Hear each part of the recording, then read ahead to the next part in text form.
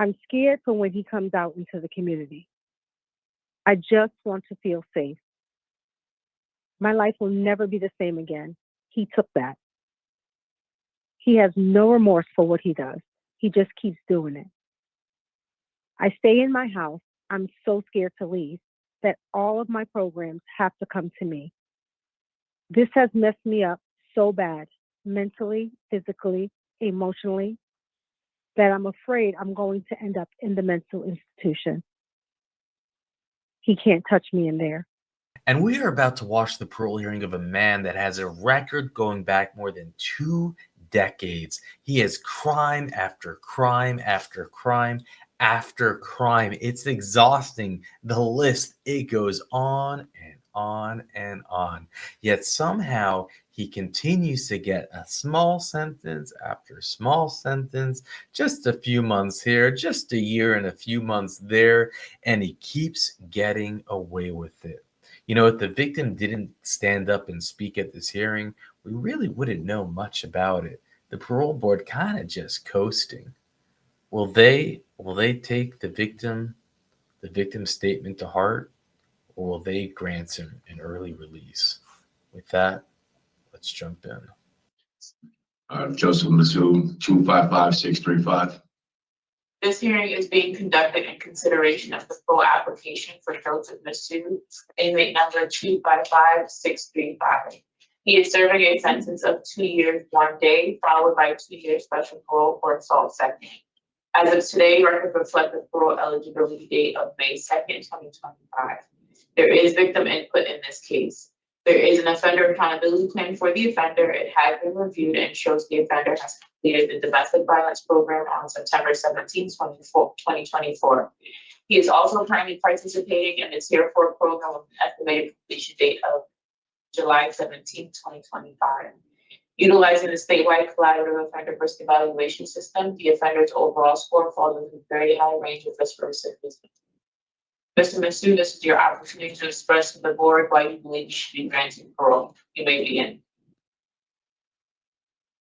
First of all, good morning.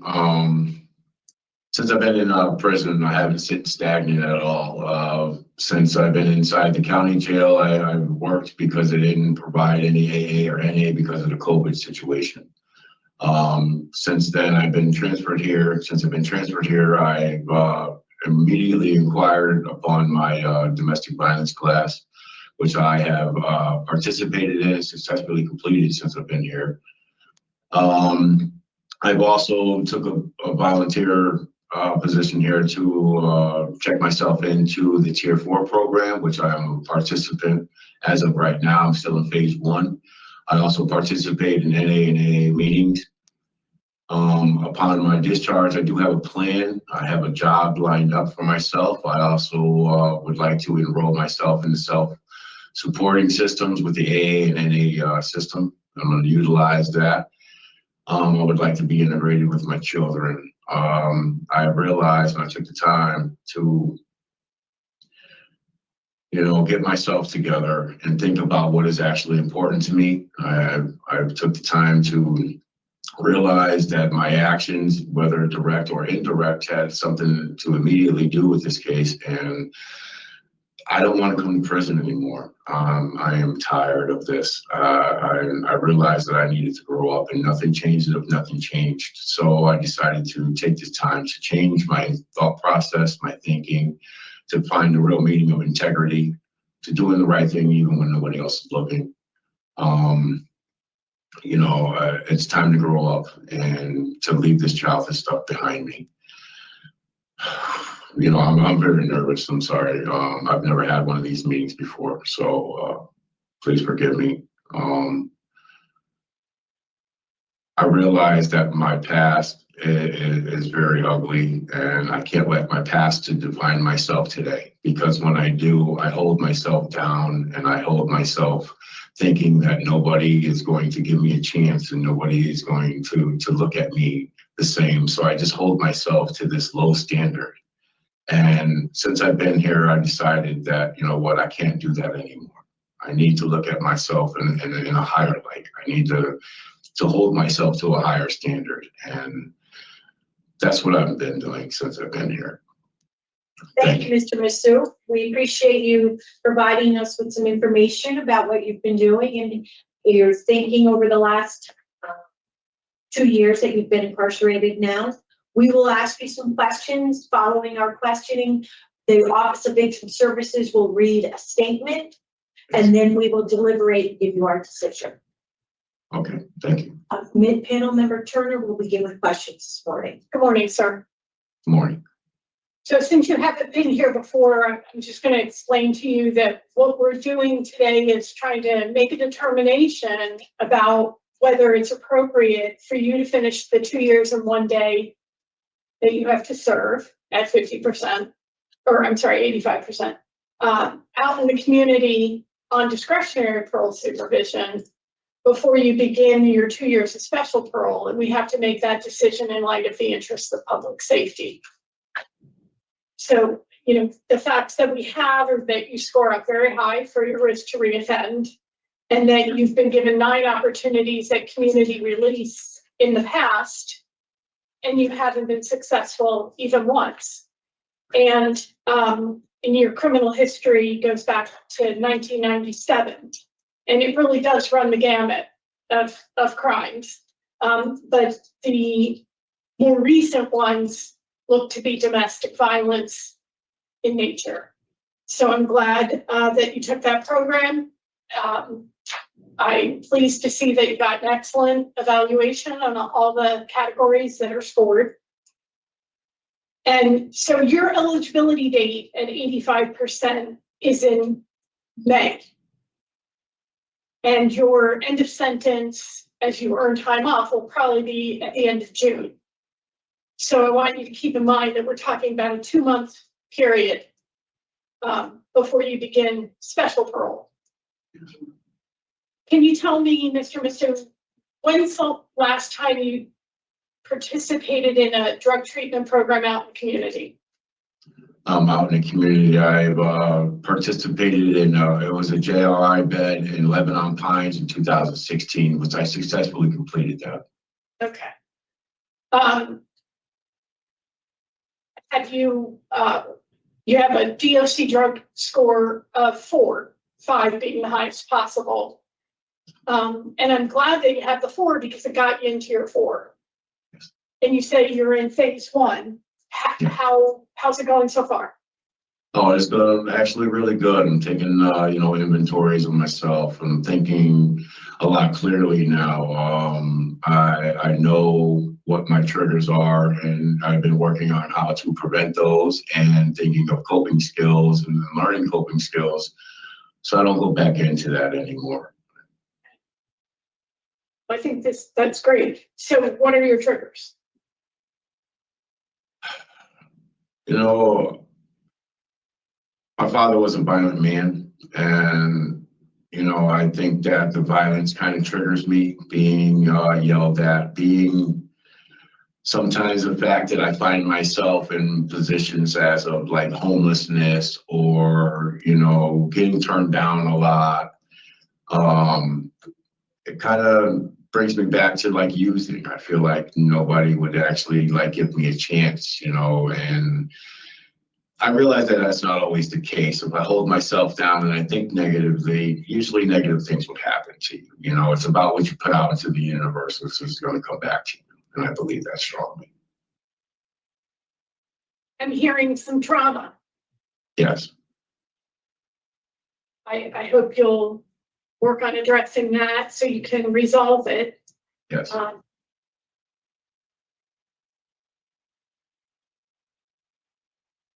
So do you feel like the experiences that you grew up around impacted your self-esteem? Yes. I heard that when you talked about the rejection. You mentioned that word, and it kind of goes hand in hand. The rejection reinforces your low sense of yourself, and that keeps you from doing good, being with positive people and turning things around. You referred to NA and AA as a system. I hadn't heard that before. It's a program. Have you ever participated in that out in the community? I thought I can do it by myself prior to this, and it creates structure that I think that I very well need in my life, and a support system that I would need, in my life. And I think that pursuing that, even that upon even discharge, would be a very, very good avenue for me to travel on. So I'm going to continue that when I get out. You thinking you're, and I'm glad to hear that, you thinking you're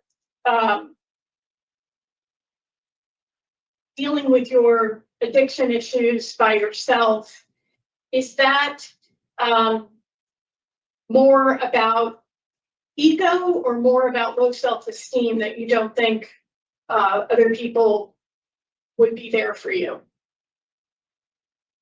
I think it was a part of me feeling ashamed of, who I was and the background where I came from, and me being able to express that to people and being able to talk to people about that. I felt like people were shutting down upon me and stuff. But, during this program time now, I realized that, being open and honest and reaching out for, help when I need it is not a bad thing. It's something that I needed to really learn about myself. Yeah, because addiction thrives in isolation and denial. Yes. Addiction definitely thrives in isolation and denial, yes. And you're worthy of a recovery community. Nobody needs to do this on their own. That's why these networks of people living in recovery exist. You don't have to go it alone. So why don't you share with me what you got out of the domestic violence program that's going to help you? Well, I've also not only learned that, first of all, it's wrong. Second of all, I've learned all sorts of different types of abuse besides just physical. There's mental and like financial abuse and other avenues of abuse and stuff. And what actually, would be a good way of diverting from, say, getting into an argument, or take a walk, or take the time out to think before I act instead of just acting on impulse. And meditations and stuff like that have helped me get it centered with myself and stuff, and how to control my actions and my reactions and things. So that is very important when it comes to that. And especially the type of people are that I involve myself in, and especially being in addiction and stuff like that, feeling like I needed to be say codependent, and instead of being that way, and feeling that way and stuff, because that can cause a lot of issues in a relationship. If person don't want to let one person leave, or say, for instance, an argument's ensued, somebody wants to go hang out with somebody that I feel like shouldn't be approved of. It's not about that. It's about, letting people live their life and having their joy in their lives, regardless of what, I can't be controlling. I can only control my own actions, and have you been controlling in relationships in the past?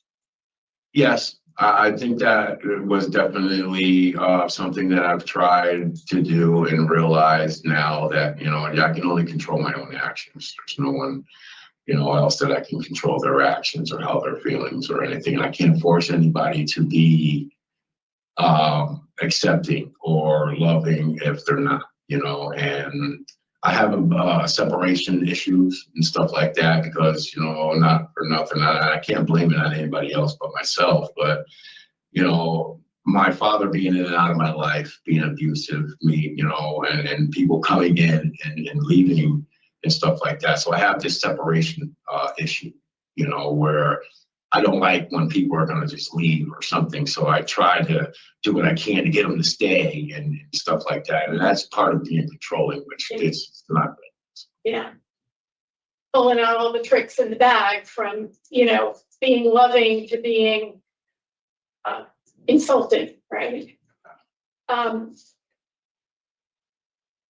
you were working with tremendous insight.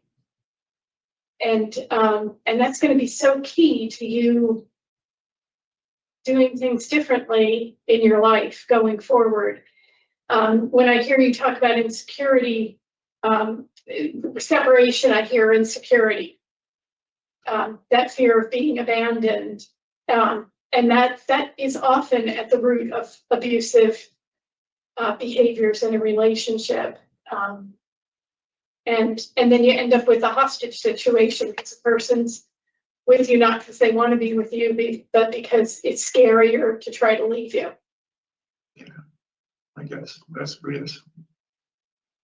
This assault second, do you admit that you were physically harming this person? I definitely admit that there are times in our relationship that things did get either physical or argumentative, very much so. And, you know, I realized that whether directly or indirectly, the result of this action is my own, and I own up to that. And I definitely been taking a very, very reflective look at myself and my actions and in participation with this. And I'm very disappointed in myself for acting that way. And I feel very much remorseful because I really, really did love that person. And I can't, say that I don't, it was very hard for me to, swallow this pill, as per se, and to look at it and not just my standpoint of view, but from hers. And, this is why I accepted what was given to me. And I took it on the chin, and I realized that, standing up and taking responsibility for any action that I've done is going to be very important from this point forward. Yeah, it's critical to the change. You got to own it, and you got to examine it. But ultimately, you'll need to forgive yourself so that you can move on. Don't use it as an excuse to continue to be down on yourself. You have some real strong insights that you're working with that help you understand why you were doing what you were doing at the time, between the emotional stuff and the substance abuse. So I'm really happy that you're in the Tier 4 program. I hope you will give it your all. It covers so many aspects of other programming that DOC offers. It really is the premier program. And for that reason, and that reason alone, I will be voting for you to go out early to discretionary parole, because I want to see you finish Tier 4. You'll almost finish it when you become end of sentence and go out to special parole. And I think it's exactly what you need, and I wish you much success, sir. Thank you for talking with me. Thank you, Madam Chair. Thank you, Mr. Thank you. Yeah, so one of my questions is your unstable work history. How much of that do you attribute to the drugs and alcohol issue? Actually, a lot. During my addiction, I would work and then be out of work and stuff like that. And because sometimes I would wake up hungover or something like that and wouldn't make it to work, or make some excuse with the boss that I don't feel well, or, so this is why it's very important that I work on my, my alcoholism and stuff like that. It has to stop. I have a person out there who kind of adopted me into his family and stuff, and he just wanted nothing but the best for me. And he helps me out every time, whether it be with work on the side or running his store and stuff like that. And he just wants me, like I want myself, obviously, to be productive and be good, and stay out of trouble and do the right thing. And so I'm doing this mainly for me, but also for you know, him and other people and that I've heard and stuff like that too, because I want them to show them too that my past doesn't define me, who I am. I am a better person than that. And, you know, I know that, and I start to see that in myself now. And I'm going to hold to that, you know, because I am a lot better than what is put down on paper, what people see me as, you know. So I found it encouraging that there are references, and you mentioned a couple of them earlier, where you had sought help. We do have a lot of reports, so we don't have to go into medical histories or summaries. So we understand what some of the challenges have been. And you have referenced in some of your earlier comments that you're going to continue to pursue treatment when you're back in the community. And I just wanted to put that on the record, that I think that that's a very important component of moving forward for you. Yes. Thank you. I do not have any additional questions. Well, so we will now hear from the Office of Patient Services, Ms. Hamlet Williams. Yes, thank you, Madam Chair. Good morning, panel. I do have a statement from the victim, and it reads, to whom it may concern, I'm the victim of Joseph Miso. He changed my life around, and I can no longer work. I got approved for disability about 4 months ago. I have to have someone take care of me. I can never live alone again. I'm always living in constant fear that he will hurt me again. He took so much from me that I can't get back. I have to walk with an assist, my foot cut up. I'm 33 years old, and I have to ask for help with daily life and living, with the things that I used to do on my own. My family is scared too. They don't trust him. He can't be trusted out in the community. He will just do this to the next woman he comes across. I have to see so many doctors every week because of him. I have PT and OT every week. I don't live a normal life like everyone else. I have to wait for help to arrive. I'm scared for when he comes out into the community. I just want to feel safe. My life will never be the same again. He took that. He has no remorse for what he does. He just keeps doing it. I stay in my house. I'm so scared to leave that all of my programs have to come to me. This has messed me up so bad, mentally, physically, emotionally, that I'm afraid I'm going to end up in the mental institution. He can't touch me in there. The fear is the worst feeling. I'm living in that every day for what he did. Thanks for listening. Victim. Thank you for that. Great. We will now deliberate about the case. Ms. Turner. That was quite a powerful statement from the victim. Pretty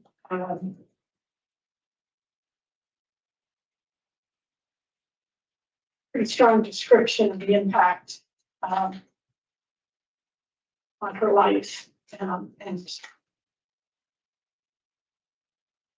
we definitely appreciate her wanting her voice to be heard in this process. So as I laid out before, Mr. Masuda's score is very high. He's never been successful in community supervision, and I think that's what got him the period of special parole as part of this sentence. I'm hearing more acceptance from him than when he was interviewed by the parole officer, especially given the fact that there were several witnesses who saw the assault when it happened. I think the best news possible is that he's currently in the Tier 4 program.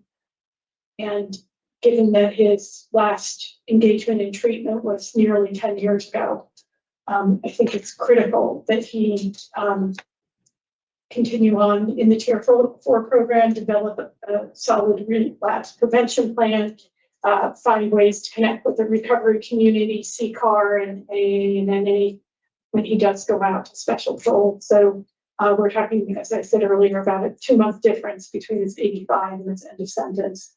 And I think it's best spent in a facility in Tier 4 program. So my job is to do Several facets. Yeah, I agree as well. You know, there's a long criminal history that includes a lot of violent offenses. He does score very high for risk to recidivate. Although I do agree, as Ms. Turner was asking her questions, there is some elements of offender change, some recognition of what he needs to change in order to remain successful in the community and have better relationships. I think that, as said, Tier 4 program is, well, I think it's really monumental in terms of success in the community. It'd be so important for him to have that filming out because he has such little support. And he has not done well on community supervision. So I am also a denial for today. And then we also need to set special parole conditions. So Madam Chair, I just want to add, in the event that the victim is listening to this, that, you know, the sentence of special parole does provide a higher level of accountability and oversight when he is back in the community.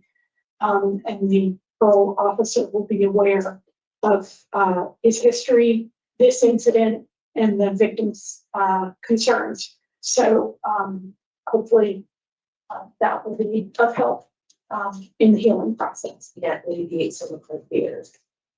And have someone to reach out to. And well, let's start with reasons for denial. Criminal history, nature and circumstance. And Injury impact to the victim. yeah, Anything else? I would choose the word inadequate program completion as opposed to participation, if you're agreeable to that. I agree to that. And then we also, as we said earlier, need to set special parole conditions. No alcohol, halfway house, community-based treatment for domestic violence, no contact with TK. He's on the bench button. I actually did have a mental health evaluation and treatment. Anything else that you think would be helpful for his success? The ones I have. Okay. That was actually, anything further? So in the matter of Joseph Mandoo, 255635, is motion to deny parole for the following reasons: nature and circumstance of the current offense, criminal history, injury and impact to the victim, and inadequate institutional program completion. We further move to set the following special parole stipulations: no alcohol, halfway house placement as needed, mental health evaluation and treatment as deemed necessary, community-based treatment for domestic violence, and no contact with the victim TK. Do I have a second? Second. All those in favor? Okay. All right, Mr. Mandoo, did you understood all that was just said? So upon my discharge from the jail, I'm going to a halfway house, but it's not like a reach bed or something like that. What is the difference? Well, we stipulate to a halfway house that's needed. If something, other arrangements can be made between now and your release date, you can work that out with parole or the counselor there. But we don't want you to come out with nothing, Thank you. right? So a halfway house is important, okay? And it is 2 months from your parole date to your end sentence date. So really, I think, as Ms. Turner has mentioned, you know, completing the Tier 4 program, especially since you haven't done the program since 2016, I think will connect you with good resources. I think we all think that. Okay, good luck. Thank you. You're welcome. This concludes the hearing for Joseph Mandoo, inmate number 255635. You're all set, Mr. Mandoo. Thank you.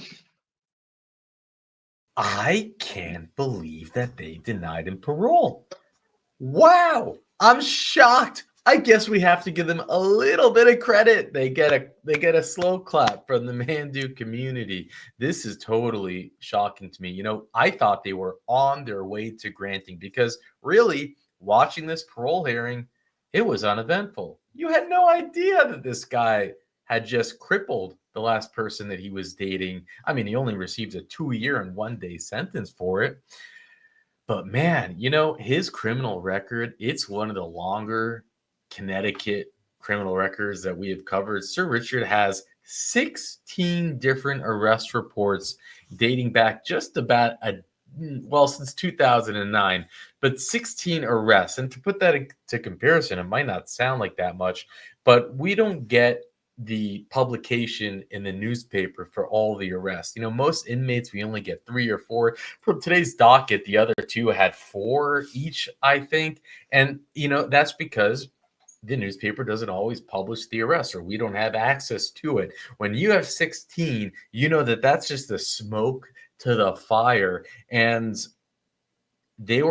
many of them were violent type offenses. So this is a career criminal who finally was given a prison sentence, and it was 2 years and a day. Great job, DA. You're doing great work. And you got to give the victims so much credit for getting up there and speaking, because we would just have no idea. That's how ridiculous this parole hearing was. And hey, they didn't grant. And they probably really didn't grant because he has special parole, and they really like that. Special parole, it gives them the same power when they grant. See, when someone has a flat sentence, they always talk themselves into giving parole so that they can say, you'll get a halfway house. You'll have a parole officer. You'll have to maybe take this program on the outside, which is all taxpayer funded, mind you, but neither here nor there. I'm sure that has nothing to do with it. And they denied. But wow, what an act that guy put on, huh? I have nothing else to add. I mean, really, so Connecticut, they only share actual records that go back 10 years. And basically, from the moment that you can go back, we see a 2/16/2015 is violation of a protection order. They sentenced him to 5 years jail, but they suspended it after 1, probation 3. He terminated that, by the way, pretty much right away in 2016. Who would have thought? So he terminated it when he was arrested for burglary of the 2nd degree and sentenced to 4 years jail. He also had threatening 2nd degree and sentenced to 1 year jail. It's always interesting, though. Something that we've noticed is that the suspended sentences, they don't ever make people serve them. You see, they get revoked on their probation, but we never see them serving the suspended sentences. They just don't do it. And I think everybody knows by now it's a joke. It's something they hang over their head, but it's not something that they actually enact. Because we have 3/13/2021, escape of the first degree. Wow, he has escape. Sentence 4/19/2021, 1 year jail, but execution suspended after 6 months. And conditional discharge. Again, remember, he's backing up at this point 9 years if you ran them consecutively, all his probated time. And then he has 8/21/2023, which he was arrested for the assault 2nd degree. It seems that it took like almost a year to arrest him for that. I don't know why. Sentenced 6/18/2024 to 731 days in jail. Again, they didn't invoke the prior sentences. Why didn't they do that? I don't know. Who knows? They can if they want to, but they don't. It's just crazy. It's a soft on crime approach. And here's the thing about it. I do believe I know why. It's all an agenda. See,